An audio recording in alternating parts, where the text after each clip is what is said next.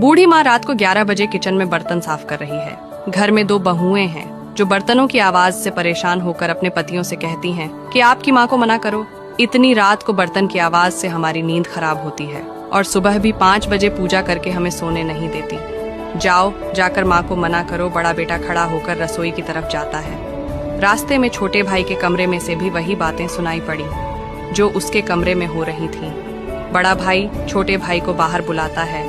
दोनों भाई रसोई में जाते हैं और माँ को बर्तन साफ करने में मदद करने लगते हैं। माँ मना करती है पर वो नहीं मानते हैं। बर्तन साफ हो जाने पर दोनों भाई माँ को उनके कमरे में ले जाते हैं और कहते हैं कि माँ सुबह जल्दी उठा देना, हमें भी पूजा करनी है। माँ ने कहा ठीक है। उस दिन से दोनों बेटे सुबह जल्दी उठने लगे और रात को 9:30 बजे ही बर्तन मांजने लगे। यह देखकर पत्नियां बोली, माँ जी करती तो हैं, आप क्यों बर्तन साफ कर रहे हो?